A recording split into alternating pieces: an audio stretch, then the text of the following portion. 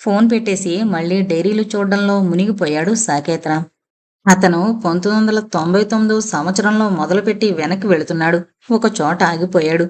ఒక్కసారిగా ఒళ్ళు జలదరించింది. శరీరం చల్లబడింది. మళ్ళీ మళ్ళీ ఆ వాక్యాన్ని చదివాడు. సంధ్య అమరావతిలో చనిపోయింది. ఆత్మహత్య అంటున్నారు పోలీసులు అని న్యూస్ పేపర్లో రాశారు. హత్య, ఆత్మహత్య ఎలా అవుతుంది? సంధ్య, అవును సంధ్య, ఖాన్ గారి డైరీలో సంధ్య. తనకి లీలా మాత్రంగా వచ్చిన అనుమానం నిజమవుతున్న సమయం. డైరీ పట్టుకున్న చేతులు వణుకుతున్నాయి. ఇంకొక చోట, అవును వాడే చేశాడీ పని అనుంది. పక్కనే టేబుల్ మీదున్న తెల్ల కాగితాలు కొన్ని తీసుకుని నోట్సు రాసుకోవడం మొదలుపెట్టాడు. డైరీలు చదువుతూ అలా రాస్తూనే ఉన్నాడు. పెన్సిల్తో రాయడం వల్ల అక్షరాలు చెరిగిపోయి అక్కడక్కడా సరిగ్గా కనపడడం లేదు. అయినా చదవడానికి ప్రయత్నిస్తూనే ఉన్నాడు సాకేత్రాం. అలా ఇంకొక గంట గడిచిందేమో. అయినా అతనికి సమయం తెలియడం లేదు. చదువుతూనే ఉన్నాడు. నోట్సు రాసుకుంటూనే ఉన్నాడు. ఈలోగా మీరా వచ్చినట్టున్నాడు. షాపులో కస్టమర్లతో మాట్లాడుతున్నాడు. సాకేత్రాం రాసుకోవడం కూడా చాలా వరకు అయిపోయింది. తను చదువుతున్నవి తనే నమ్మలేకపోతున్నాడు. తన కళ్ళు తనని మోసం చేయడం లేదు కదా. అప్పుడే మీరా వచ్చాడు గదిలోకి. 2 కప్పుల్లో కాఫీ తీసుకుని. యారా, ఏదన్నా ఉపయోగం ఉందా వాటిల్లో అన్నాడు కాఫీ అందిస్తూ. చాలా ఉంది. ఎన్నో థ్యాంక్స్ నీకు అన్నాడు సాకేత్రాం. అందర్నీ పంపించి అన్నీ సర్దొచ్చేసరికి ఆలస్యమైంది, సారీ అన్నాడు మీరా. సాకేత్రాం మనసులోని అనుమానం బయటపెట్టాడు. నేను నీకు ఈ కేసు సంగతి అసలు చెప్పనే లేదు కదా. నీకెలా తెలుసు నాకు ఈ సమాచారం అవసరమవుతుందని? ఏం లేదు. పోయిన వారం మురళి వచ్చాడు బాపట్ల నుంచి. వాడే చెప్పాడు. నువ్వు వాళ్ళ ఇంటికి వెళ్ళి సమాచారం సేకరించడం మొదలైన విషయాలు. మా మాటల్లో చాలాసార్లు సంధ్య పేరొచ్చింది. బాపట్ల అమ్మాయి. సమయం వచ్చినప్పుడు నువ్వే చెబుతావని నేను నిన్ను వివరాలు అడగలేదు. సంధ్య అన్న పేరు ఎక్కడైనా ఉండొచ్చు కదా. అయినా సంధ్య పేరు నీలో ఉత్సాహం ఎలా రేకెత్తించింది అడిగాడు సాకేత్రాం. ఒక క్షణం ఆలోచించి అన్నాడు మీరా. నాకు పూర్తి కథ తెలీదు కానీ మా నాన్న యుక్త వయసులో ఉండగా సంధ్య అనే హిందువుల అమ్మాయిని ప్రేమించాడని, ఇద్దరూ పెళ్లి చేసుకోవాలని అనుకున్నారని, ఏదో కారణాల వల్ల ఆ పెళ్లి జరగలేదని విన్నాను. అప్పుడే మా తాత వెంటనే మా నాన్నకి మా అమ్మనిచ్చి పెళ్లి చేశాడట. ఎంతకన్నా నాకు ఎక్కువ తెలీదు. నేను పట్టించుకోలేదు. ఎందుకంటే ఆ రోజుల్లో ఎప్పట్లా మతాంతర వివాహాలు తక్కువ, పట్టింపులెక్కువ. అదీకాక మా నాన్న మా అమ్మకు కానీ మాకు కానీ ఏమీ లోటు చేయలేదు. మా అమ్మ తమ్ముడు ఇక్బాల్ని కన్న తర్వాత చనిపోయినా మా నాన్న మమ్మల్ని కంటికి రెప్పలా చూసుకున్నాడు. అవును, మీ నాన్నగారు ఎంత మంచివారో నాకు తెలుసు. ఆయన ఆత్మశాంతికి ఇటు వెంకటేశ్వర స్వామిని అటు అల్లాని ప్రార్థిస్తాను అన్నాడు సాకేత్రాం ప్రయాణానికి సిద్ధపడుతూ. ముందుగా అనుకున్నట్టుగానే నారాయణరావు ఆఫీసు గదిలో ఆయనకి ఎదురుగా కూర్చునున్నారు డేవిడ్, శంకర్, ప్రహ్లాద్. ఇంకొక 5 నిమిషాల్లో ఆండ్రూ ఫోన్ చేస్తాడు మరి. ఇప్పటిదాకా ఎలా ఉంది మీ ఆస్టిన్ ట్రిప్పు అడిగాడు నారాయణరావు. చాలా బాగుంది. పేపర్ రాద్దామని అనుకున్న మేము ఒక పుస్తకమే రాస్తున్నాం. అదీగాక మీలాంటి వారందరితోనూ కలిసి ఈ ప్రాజెక్టు చేయడం ఒక శాస్త్రజ్ఞుడిగా తృప్తినిచ్చింది అన్నాడు శంకర్. మా ఆస్టిన్ నగరం ఎలా ఉంది అడిగాడు నారాయణరావు. కొండలు, సరస్సులతో ఎంతో చక్కటి ఊరు. ఇక్కడ చదువుకుని డిగ్రీలు తెచ్చుకున్న వాళ్ళే ఎక్కువ మంది కనిపిస్తారు. ఎప్పుడూ చిరునవ్వుతో పలకరించే స్నేహపూరితమైన జనం నాకు బాగా నచ్చింది అన్నాడు శంకర్. అవును, నాకును. మా ఇంగ్లాండ్కి ఇక్కడికి చాలా తేడా ఉంది. ముఖ్యంగా ఇక్కడ అన్నీ చౌక. కొత్తగా కొనుక్కున్న రిస్ట్ వాచ్ని చూపిస్తూ అన్నాడు డేవిడ్. ఒక క్షణమాగి మళ్ళీ అన్నాడు. ఇక ప్రాజెక్ట్ విషయానికొస్తే మనందరం కలిసి చేస్తున్న ప్రాజెక్టులో చాలా ఉత్సాహకరమైన సమాచారం, ఎన్నో కొత్త విషయాలు తెలుస్తున్నాయి. కానీ మా రెండో ప్రాజెక్ట్ ఒక పద్ధతిలో వెళ్ళడం లేదు. మా నలుగురిలోనూ కొంచెం విషయపరంగానే భేదాభిప్రాయాలున్నాయి. ఈలోగా నారాయణరావు బల్ల మీద ఫోన్ మోగింది. ఆండ్రూ. స్పీకర్ ఫోన్ ఆన్ చేశాడు నారాయణరావు. ఆలస్యం అవలేదు కదా అన్నాడు ఆండ్రూ స్పీకర్ ఫోన్లో. నారాయణరావు నవ్వి, లేదు, మీ సమయపాలన చూసి మేమందరం మా టైం సరిచేసుకుంటున్నాం అన్నాడు. ఇప్పుడే డాక్టర్ డేవిడ్ తన ప్రాజెక్టు గురించి చెప్పబోతున్నారు. చెప్పండి డేవిడ్ అన్నాడు శంకర్. Hello professor Andrew. ఇప్పుడే అనుకుంటున్నాను. మేము చేస్తున్న ప్రాజెక్ట్ ఒక పద్ధతిలో వెళ్ళడం లేదు. మా నలుగురిలోనూ కొంచెం విషయపరంగానే భేదాభిప్రాయాలున్నాయి. ఇలాంటి విషయాల మీద చేసే పని పరిశోధనాత్మకంగా కాకుండా పరిశీలనతో నడుస్తుంది. శాస్త్రపరంగా దొరుకుతున్న కొన్ని కేసులు, వాటి ఫలితాలు తీసుకుని మా ప్రాజెక్టుకి అన్వయించుకుని దానిలో నుంచి కొంత విచక్షణాయోగ్యమైన సమాధానాలు రాబట్టాలని మా ప్రయత్నం. మా ఆలోచనల్లోనే అభిప్రాయ భేదాలున్నప్పుడు ఏకీభావం రావడం కష్టం అన్నాడు డేవిడ్. ఆండ్రూ అన్నాడు. అవును, తరతరాలుగా ఉన్న నమ్మకాల్ని మార్చడం అంత సులభం కాదు. మీరు ముందే చెప్పారు, దేవుడున్నాడని నమ్మేవాళ్ళు దెయ్యాలున్నాయని కూడా నమ్మడం అత్యంత సహజమని. ఆ నమ్మకాల్ని మార్చడం కష్టం. డేవిడ్ అన్నాడు. మా నలుగురిలోనూ ఇద్దరం దెయ్యాలున్నాయనే వాదం మీదే నడుస్తున్నాం. మిగతా ఇద్దరు అది కేవలం ఒక మనోభావన లేదా మనోబలహీనత మాత్రమే అంటారు. అలా ముందే ఏర్పరచుకున్న భావాలతో మేము రంగంలో దిగడం వల్ల దారి తెన్ను లేకుండా పోతోంది. నేను నమ్మకం వల్ల చెప్పడం లేదు, నా కళ్ళతో చూసిన సంఘటనల ఆధారంగా చెబుతున్నానంటే వారి హేతువాదానికి ఆ వాదన నచ్చడం లేదు. మీకు నేను చెప్పిన హోర్షం హోటల్లోని సంఘటనే కాక నేను చూసిన ఇంకో 3 సంఘటనలు కూడా చెప్పాను. వాటిని నిరూపించడానికి నా దగ్గర ఆధారాలు లేవు. ఉన్నది అనుకున్న దాన్ని ఉన్నదని తెలిపే ఆధారాల వల్ల నిరూపించడం సులభం. లేదు అనుకున్న దాన్ని లేదని తెలిపే ఆధారాలతో నిరూపించడం అంత సులభం కాదు. అలా నిరూపించడం కోసం విలోపన పద్ధతి ద్వారా ఎన్ని కారణాలని తొలగించుకుంటూ వెళతాం. అదీగాక మేం పరిశీలనకు తీసుకున్న సంఘటనలు చాలా వరకు సినిమాటిక్గా ఉన్నాయి అంటున్నారు. దెయ్యాలకి కొంతమంది తీసిన కొన్ని ఫోటోలు నిజం కాదని, మనకి మార్కెట్లో లభ్యమయ్యే ఫోటోషాప్ లాంటి సాఫ్ట్వేర్లతో సులభంగా మార్చొచ్చు అని కూడా ఒక వాదన. దెయ్యాలున్నాయని నమ్మే ఆ నమ్మకం కల్పించింది కాకపోవచ్చు, ఒప్పుకునే ఆధారాలతో ఒప్పించి అతని చేత అతని మనసు అలా ఆటలాడిస్తుందేమో అన్నాడు నారాయణరావు. ఆండ్రూ పెద్దగా నవ్వాడు. అక్కడే కదా పేచీ వచ్చేది. దేన్నైనా మూఢంగా నమ్మేవాళ్ళు అది ఒక మూఢనమ్మకం అనుకోరు. దాంట్లో వాళ్ళకి మూఢత్వం ఏమీ లేదు. వాళ్ళకి కావలసిన ఆధారాలు వాళ్ళకుంటాయి. అందుకనే భయమైనా భక్తైనా అది ఒక గట్టి నమ్మకంతో నడుస్తుంది అన్నాడు. డేవిడ్ కూడా నవ్వాడు. ఏది ఏమైనా మా ప్రాజెక్ట్ అక్కడితో ఆగిపోయింది అన్నాడు. ఈలోగా డేవిడ్ జేబులోని సెల్ ఫోన్ మోగింది. ఓ, కేంబ్రిడ్జ్ యూనివర్సిటీ పెన్నీ దగ్గర నుంచి. క్షమించండి, ఇప్పుడే వస్తాను అంటూ ఫోన్ తీసుకుని బయటికి వెళ్ళాడు. మిక్కీ కోమలో ఉన్నాడు కదా, ఎలా ఉన్నాడో అన్నాడు ప్రహ్లాద్. బహుశా ఆ విషయం గురించేనేమో ఫోన్ కాల్ అన్నాడు డేవిడ్. శంకర్ లేచి ఒక కప్పులో కాఫీ పోసుకుని వస్తూ అన్నాడు.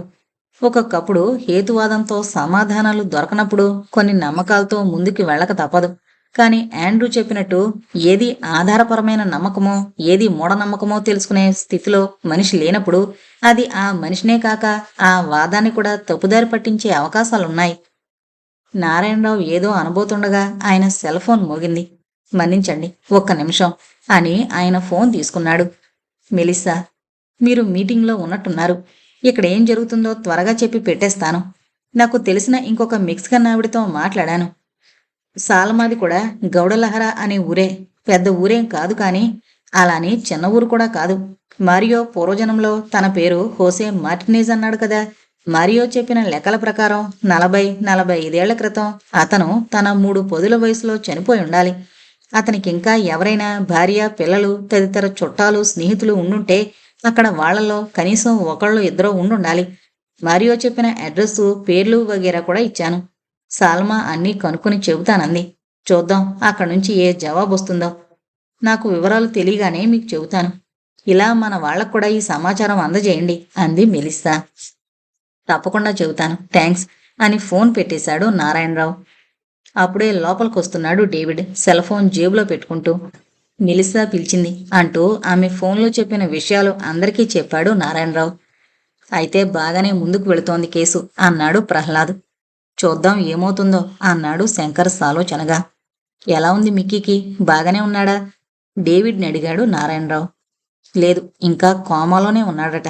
అంటే ఇప్పటికీ కోమాలోకి వెళ్ళి 3 వారాలు దాటింది. లైఫ్ సపోర్ట్ సిస్టమ్ మీద ఉన్నాడు. ఇంకా అలా ఎన్నాళ్ళుంచాలో తెలియడం లేదు అంది పెన్నీ. డాక్టర్లేమో ఇక ఏమీ లాభం లేదు, అతను వెళ్ళిపోతేనే మంచిది అంటున్నారట. అదేమీ కాదు, అతను బాగానే ఉన్నాడు, కోలుకుంటాడు అంటుంది పెన్నీ. హాస్పిటల్లో ఇతని బెడ్ ఖాళీ చేసి ఇంకెవరికైనా ఇవ్వడానికి అలా అంటున్నారు అంటుంది పెన్నీ. రాత్రింబగళ్ళు అతని పక్కనే కూర్చుని అతని చెయ్యి తన చేతిలో పెట్టుకుని అతనితో మాట్లాడుతున్నాను అంటుంది పెన్నీ. మిక్కీ చెయ్యి మధ్య మధ్యలో కదులుతుందని, అప్పుడప్పుడు అతని కనుబొమ్మలు ముడుచుకుని తెరుచుకుంటున్నాయి అంటుంది. అదంతా ఆమె భ్రమ అని చెప్పి మెడికల్ రికార్డులు చూపించారట. అలాంటి సూచనలేమీ లేవని. అయితే ఇప్పుడు ఏం చేస్తారట అడిగాడు ఆండ్రూ. ప్రస్తుతానికి పెన్నీ గట్టిగా పట్టుకుంది. అలా ఎన్నాళ్ళు ఆ పట్టు సడలించకుండా ఉంటుందో చూద్దాం అన్నాడు డేవిడ్.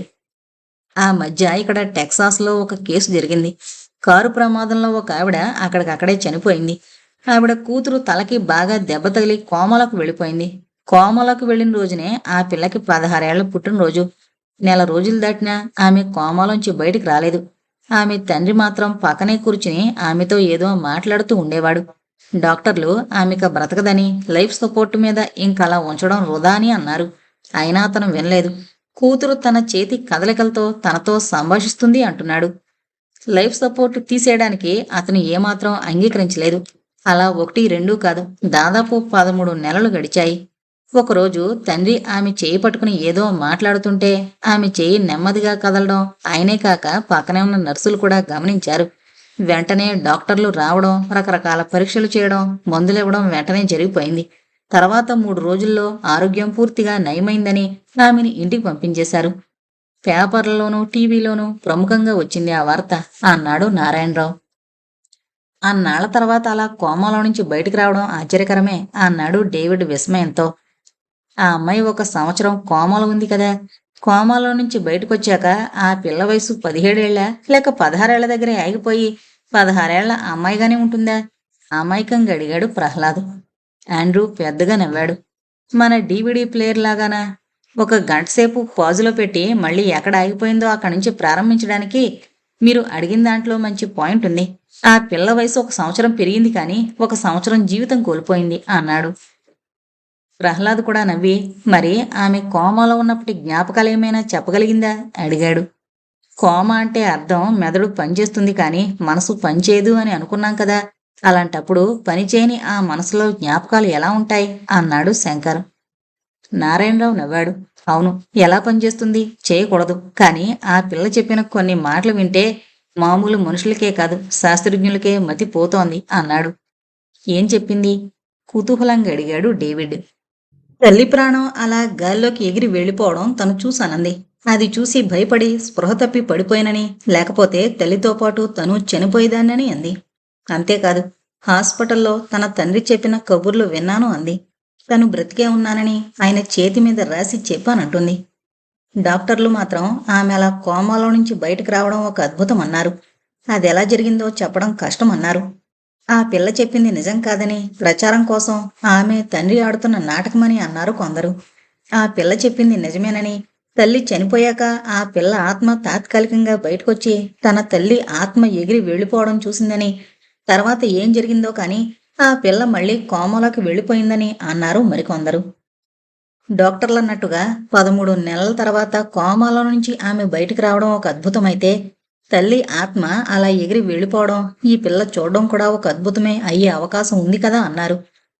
ఇక్కడ మీడియాలో చాలా రోజులు నడిచింది ఆ కథ అన్నాడు నారాయణరావు. దీనికి మీరేమంటారు అడిగాడు ఆండ్రూ.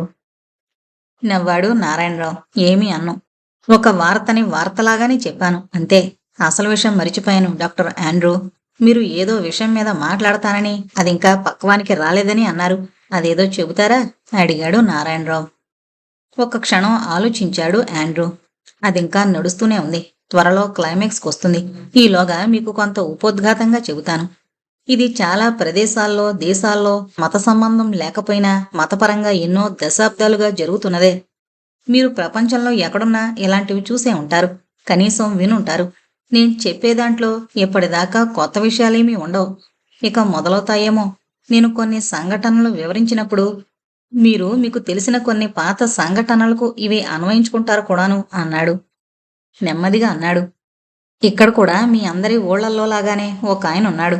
కొన్ని సంస్కృతుల్లో అలాంటి వారిని గాడ్ మ్యాన్ అంటారు, కొంతమంది స్వామి అంటారు, కొంతమంది ఆయనే దేవుడు లేదా దేవుడి అవతారం అంటారు. ఇలాంటి వారు ప్రతి మతంలోనూ ప్రతి దేశంలోనూ ఉన్నారు. మన కథకి మాత్రం ఆయనకి దేవుడయ్యా అని పేరు పెట్టుకుందాం. ఇంతకుముందు అనుకున్నట్టుగా వీళ్ళు మత ప్రచారం చేస్తారా? లేదు. కొంతమంది మతాలకి విరుద్ధంగా వీటిని రెంట మతంతో నడిపితే, కొంతమంది మత సంబంధం కాకపోయినా మతం పేరుతో నడుపుతుంటారు. ఇలా ఎందుకంటున్నానంటే, ఎక్కువ మంది జనం వీరిలో చేరడానికి వీరికి అవసరమైన త్వరితమైన ప్రచారం కోసం ఒక మతం కావాలి. అంతకన్నా మతంతో పనిలేదు.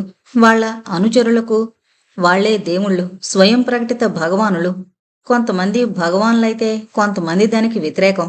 వాళ్ళు పూజలు చేసేది, అనుసరించేది క్షుద్ర పిశాచాల్ని.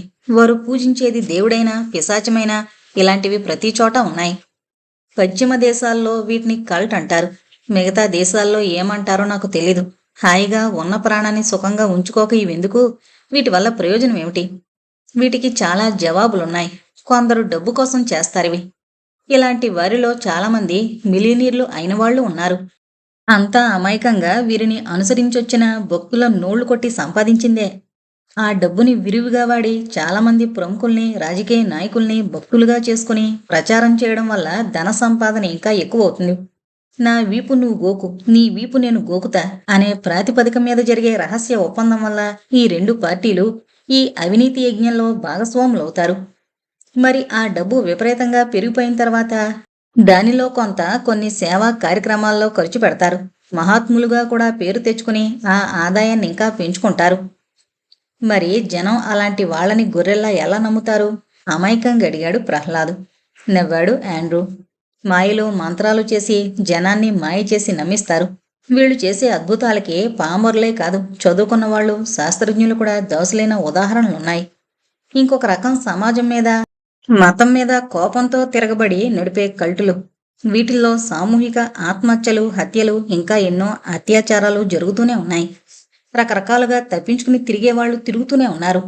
కొన్ని చోట్ల ఆయా ప్రభుత్వాలు, ప్రజలు వారిని వెంటాడి ఈ అకృత్యాలని ఆపగలుగుతున్నారు. Jim Jones, Luc Jouret, David Koresh, Charles Marshall, Joseph Di Mambro, Osama bin Laden ఇలాంటి వాటిల్లో కొన్నింటిని నడిపి ఆహుతైపోయిన వాళ్ళు అన్నాడు ఆండ్రూ. మరి మీ ఊరి దేవుడయ్యా అన్నాడు ప్రహ్లాదు. మళ్ళీ నవ్వాడు ఆండ్రూ. చెప్పానుగా ఇంకా కథ నడుస్తోందని. ఇంకొంచెం సమాచారం తెలియగానే అన్నీ వివరంగా చెబుతాను. అప్పటిదాకా సెలవు అన్నాడు.